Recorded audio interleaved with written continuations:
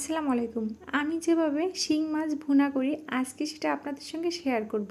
ছাদ বাগানের পুঁইশাক দিয়ে আজকের শিং মাছ ভুনা করব। ছাদ বাগানে সব ধরনের সবজি হয়েছে, কম বেশি সব ধরনের সবজি ছাদ বাগানে হয়েছে। পুঁইশাকগুলো খুবই সুন্দর হয়েছে। শিং মাছগুলো ভালো করে কেটে ধুয়ে নিতে হবে। এরপরে সামান্য হলুদ লবণ দিয়ে ভালো করে মেখে নিতে হবে। কড়াইয়ের ভিতরে মাছগুলো গরম তেলের ভিতর দিয়ে ফ্রাই করে তুলে নিতে হবে। 1 কাপ পেঁয়াজ কুচি, 8টি কাঁচামরিচ ফালি, 1 টেবিল চামচ আদা রসুন পেস্ট, স্বাদ অনুযায়ী লবণ, হাফ চা চামচ হলুদের গুঁড়া, হাফ চা চামচ শুকনো মরিচ গুঁড়া, 1 চা চামচ ধনিয়ার গুঁড়া, 2 টেবিল চামচ কাসুন্দি। কষিয়ে নিতে হবে 2 থেকে 3 মিনিট। এরপরে মাছগুলো দিয়ে দিতে হবে। 4টি লেবুর পাতা দিয়ে দিতে হবে। হাফ লিটার গরম পানি দিয়ে দিতে হবে। ঢাকনা দিয়ে ঢেকে দিয়ে 5 মিনিট রান্না করতে হবে। হাফ কেজি পুঁই শাক ভালো করে ধুয়ে উপর দিয়ে ছড়িয়ে দিতে হবে। কিছু ধনিয়ার পাতা এবং কাঁচামরিচ একই সঙ্গে দিয়ে দিতে হবে। হাফ চা চামচ টালা জিরার পাউডার উপর দিয়ে ছড়িয়ে দিতে হবে। ঢাকনা দিয়ে ঢেকে দিয়ে আরো 3 থেকে 4 মিনিট রান্না করতে হবে। এরপরে আলতো হাতে নেড়ে চেড়ে নিতে হবে আরো 2 মিনিট। এরপরে নামিয়ে নিয়ে গরম গরম ভাতের সঙ্গে পরিবেশন করতে হবে। খুবই টেস্টি হয়েছিল